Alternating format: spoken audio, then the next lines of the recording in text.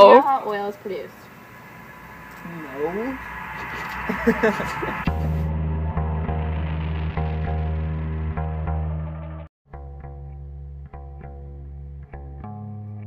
The sedimentary rock under Parrington formed during the Pennsylvanian and Permian era when Texas was underwater. Over time, oceans receded, exposing mountains. Tiny plants and animals living on land and water died and were washed into the ocean where they settled to the bottom.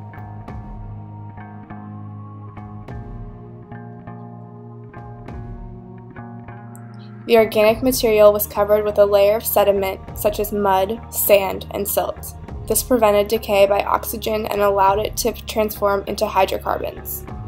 Heat and pressure transformed the hydrocarbons into oil and gas. Mud, silt, and materials were compressed into a sedimentary rock known as shale. In the Anadarko Basin, Woodford Shale is one of the primary sources of oil and gas. Oil, gas, and water moved towards the surface through pores in the sediment until they were trapped by an impermeable seal such as shale. During the millions of years it took for this process to occur, mountains eroded and oceans receded further, leaving Texas as we see it today. Trapped gas, oil, and water collected and separated into fields when geological movements deep below ground caused uplifts in the sealing layer. Traps were also created when earthquakes fractured rock layers. This allowed oil to move through the fault lines until they reached the sealing layer.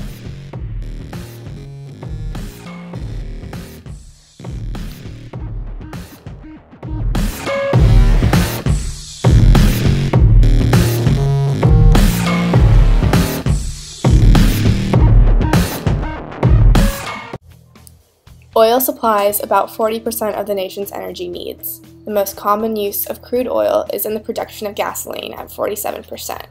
23% of oil and gas are used with heating oil and diesel fuel, while 18% is used in petrochemical feedstock, or products derived from petroleum, for the manufacturing of chemicals such as synthetic rubber and plastics. Jet fuel makes up 10% of the nation's uses of oil and gas, while propane is 4%, with asphalt being 3%. The total is over 100% because there is a more than 5% processing gain from oil refining. 91% of people commuting to work use personal vehicles. The average driver spends 55 minutes a day behind the wheel and drives 29 miles a day.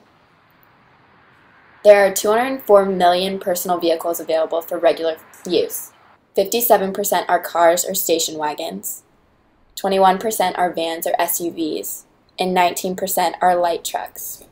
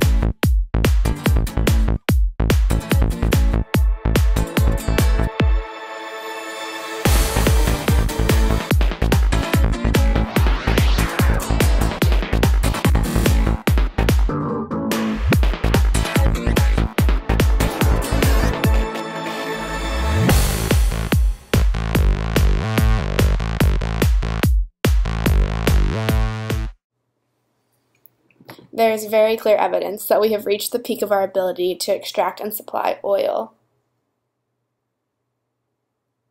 The more we want to drive the same way we have been, the more prices of oil are going to raise. This keeps supply and demand in check.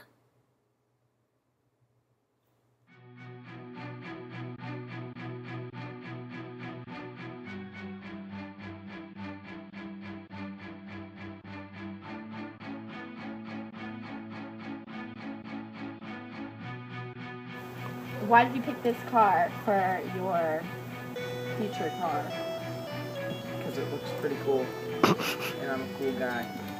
Okay.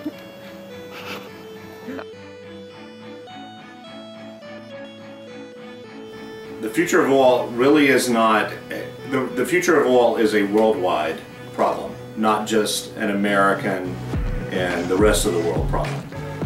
What we need to do is to find, because oil is a finite resource, there's only so much of it to go around, which is the reason why it is such an important asset right now. And it is an asset. It's an asset for a lot of countries. The oil producing countries in the Middle East use that as their currency to establish, their foothold in the balance of power in the world. So what we need to do is we need to find other means. At some point, we need to find other means to power our livelihoods, whether that be from natural gas, which is a very up-and-coming and growing means of fueling our country. The problem with natural gas is that we don't have the infrastructure that we need, like we do for oil, to get it established, get it distributed to the users. So we don't have natural gas pump stations like we have filling stations, gas stations, where you can pull up, fill your car up with oil or gas. You don't have a station that you can put natural gas into your car, although there is plenty of vehicles that can use natural gas. We just don't have a distribution network. So we'll need an immense amount of capital, money, to create that infrastructure. But we also need other sources, whether that be wind, which is another one that's up and coming, solar, which is the obvious one. We just need a means of capturing it. But at some point in time, the world is going to have to come to a crossroads that says we can no longer live on a finite resource that is depleting at a very fast rate, because we're already there. We're already established. We're at peak oil. We're using more oil than we're producing. So we're going to have to come up with another source. Gas, natural gas, solar, wind, nuclear energy, whatever the source is. But the future of oil is one that, I'm not saying this is next year, but over the course of time, it's a depleting resource. So the future of oil is one that is always going to play less of an importance in our future than it does today.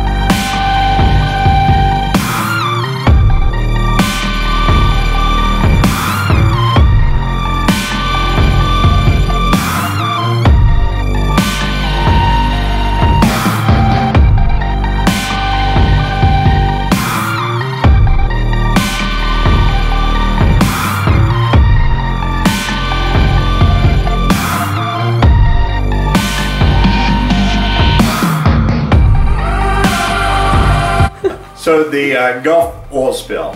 The Gulf oil spill is very interesting because, that is arguably one of the worst oil disasters that America, at least, has seen in its entire history. But yet, we've seen very little impact coming out of that. I don't know if that speaks to the technology that has advanced in terms of oil spills with the cleanup, the containment and cleanup capabilities, or if we are yet to see, something that materializes over a longer period of time. Certainly, the short-term impact of that spill have been greatly less than what estimates would have been. If you look at it in comparison to the Exxon Valdez, where there was very little containment capability during that era, the impact of that was much longer, much more severe, and much more devastating than what the Gulf oil spill has been.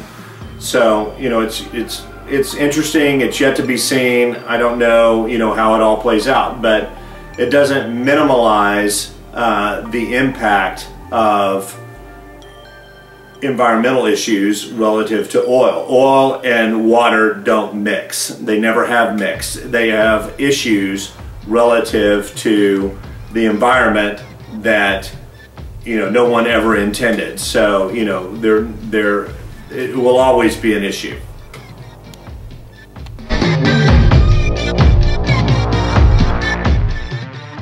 Renewable energy comes from sources that are continuously replenished and naturally replenished, such as sun, wind, and flowing water.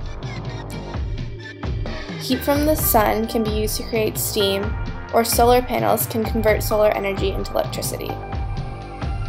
Wind energy can be harvested by wind turbines. The motion of water can be used to turn hydroelectric turbines. Heat from geothermal mines can create steam, and biofuels can be derived from crops or combustible natural materials to fuel an engine or turn a turbine.